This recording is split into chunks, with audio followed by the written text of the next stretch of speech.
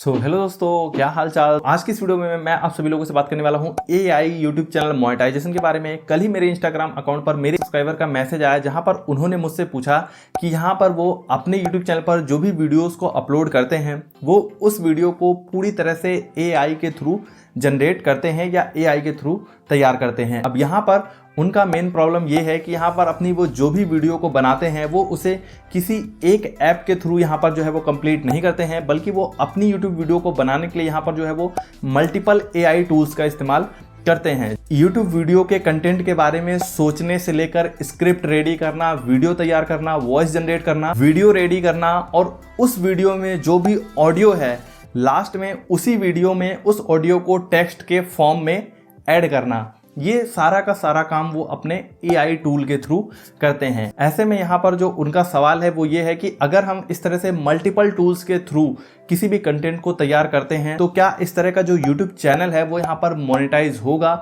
या नहीं होगा। दोस्तों वीडियो को लास्ट तक जरूर देखिएगा, बहुत ही ज़्यादा काम की होने वाली है। और अभी तक आपने इस वीडियो को लाइक नहीं किया तो जल्दी से लाइक कर दीजिए, साथ ही चैनल को सब्सक्राइब नहीं किया सब्सक्राइब कर दीजिए। चलिए दोस्तों वीडियो को स्टार्ट करते हैं। तो यहाँ पर देखिए दोस्तों, मोस्टली आज के टाइम पर जो एआई कंटेंट है वो बहुत ही ज़्यादा चलन में है और बहुत ही ज़्यादा पॉपुलर है। अभी आपको वेरियस टाइप के एआई से रिलेटेड टूल देखने को मिल जाएंगे। अब यहाँ पर जितने भी एआई टूल्स होते हैं इन सब की अपनी अपनी एक अलग अलग कंडीशन होती हैं। कुछ यहाँ पर पेड होते हैं, कुछ यहाँ पर फ्री होते हैं, कुछ यहाँ पर फ्री फॉर कमर्शियल यूज के लिए भी होते हैं, यानी आप उनके थ्रू कंटेंट को जो जनरेट करते हैं उसे आप किसी भी प्लेटफॉर्म पर अपलोड भी कर सकते हैं और आप उसे जो है वो मोनेटाइज वगैरह भी कर सकते हैं या उससे रेवेन्यू जनरेट भी कर सकते हैं। लेकिन वहीं पर बहुत सारे अभी नए नए ऐसे भी टूल्स आ रहे हैं जिन पर ये जो भी गाइडलाइंस हैं या उसके यूजेस को लेकर जो भी पॉलिसी है वो अभी पूरी तरह से फिक्स नहीं है या क्लियर नहीं है कि आप उन एआई टूल्स के थ्रू जो भी कंटेंट जनरेट कर रहे हैं इन फ्यूचर आप उसे जो है वो पूरी तरह से उसके जो कॉपीराइट्स है आप खुद ही उसको ऑन करते हैं या नहीं करते हैं। जैसा कि स्टार्टिंग में पहले के टाइम पर क्या हुआ करता था कि बहुत सारे ऐसे वेबसाइट्स हुआ करती थी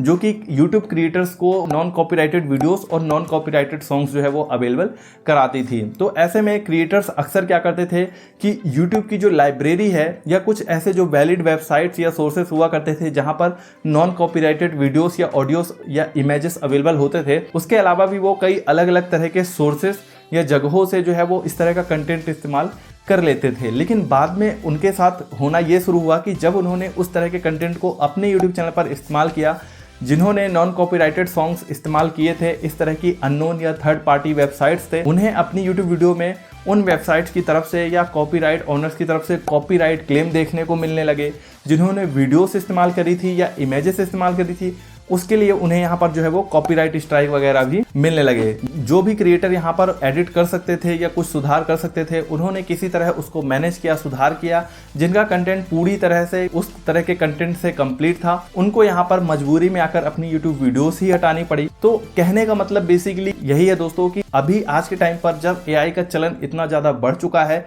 बहुत सारे आपके पास यहाँ पर जो एआई टूल्स हैं वो अवेलेबल हो चुके हैं, तो किसी भी एआई टूल की हेल्प लेने से पहले एक बार यदि कोई भी उनका कॉन्टैक्ट आपके पास अवेलेबल है या आपके पास उनका कोई सपोर्ट ईमेल वगैरह अवेलेबल है तो आप एक बार उनसे ईमेल या सपोर्ट पर प्रॉपर एक बार उनसे जो कॉपीराइट परमिशन वगैरह है उसको ले लें या समझ लें, या फिर उनकी यहाँ पर जो भी टर्म्स ऑफ यूज की पॉलिसी है उसको आप अच्छी तरह से समझ लें कि आप उस एआई के थ्रू जो भी कंटेंट जनरेट कर रहे हैं उस कंटेंट पर मालिकाना अधिकार यहाँ पर किसका होने वाला है। और यदि मान लीजिए इस तरह के कंटेंट को आप किसी भी इस तरह के प्लेटफॉर्म पर अपलोड करते हैं जो कि एक पब्लिक प्लेटफॉर्म है या फिर जो कि एक कमर्शियल प्लेटफॉर्म है जहाँ पर आप उसको अपलोड करके उससे अर्निंग भी करना चाहते हैं, तो क्या इस केस में आपकी यूट्यूब वीडियो सुरक्षित रहेंगी? कल को आपकी यूट्यूब वीडियो पर उन प्लेटफॉर्म की तरफ से कोई भी यहाँ पर जो है वो आपको कॉपीराइट स्ट्राइक वगैरह देखने को मिलेगी या नहीं मिलेगी? क्योंकि देखिए जो भी इस तरह का नॉन कॉपीराइटेड, कॉपीराइटेड या जो भी कंटेंट होता है आप उससे जिस प्लेटफॉर्म से उठा रहे हैं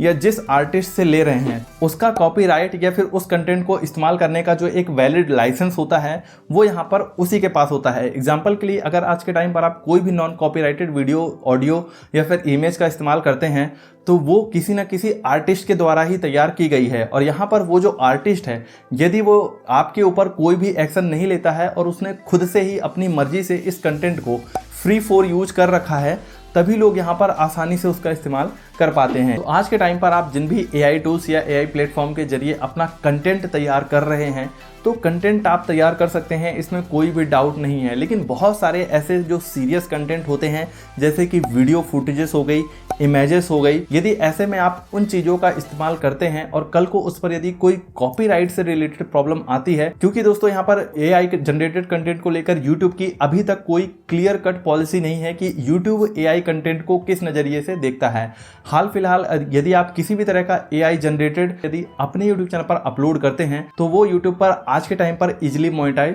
हो जाता है। लेकिन भविष्य में जब इस तरह के YouTube चैनल्स के नंबर बहुत ही ज़्यादा बढ़ेंगे और लोग बहुत ही ज़्यादा मात्रा में AI द्वारा जनरेटेड कंटेंट को YouTube चैनल पर अपलोड करेंगे, तब इसे लेकर डेफिनेटली कोई ना कोई YouTube की भी पॉलिसी आएगी और जो भी ऐसे प्लेटफॉर्म हैं जो कि यहाँ पर इस तरह के कंटेंट को प्रोवाइड करा रहे हैं उनके तरफ से भी कुछ ना कुछ रूल्स और रेगुलेशन आपको देखने को मिल जाएंगे। तो इस वीडियो के लास्ट में मैं आप सभी लोगों को बस यही कहना चाहूँगा कि यदि आप किसी भी सोर्स के थ्रू अपना कंटेंट तैयार कर रहे हैं तो एक बार उस पर प्रॉपर रिसर्च जरूर कर लें। YouTube पर भी देख लें कि और अदर आर्टिस्ट उस तरह के कंटेंट को लेकर क्या सोच रहे हैं, किस तरह से इस्तेमाल कर रहे हैं। और एक बार आप जिस भी टूल को इस्तेमाल कर रहे हैं, जो भी उनकी यहाँ पर प्राइवेसी पॉलिसी है या फिर टर्म्स ऑफ यूज गाइडलाइंस हैं या फिर यहाँ पर जो भी उनके कॉपीराइट परमिशन वगैरह हैं या फिर उनके कंटेंट को यूज करने का जो भी लाइसेंस वगैरह कॉपीराइट परमिशन वगैरह है, उसे आप एक बार अच्छी तरह से समझ लें, पढ़ लें और उसके बाद ही जो वैलिड सोर्स हैं या जो सही जगह हैं जहां पर आपको लगता है कि इन फ्यूचर आपको कोई भी प्रॉब्लम नहीं हो सकती है,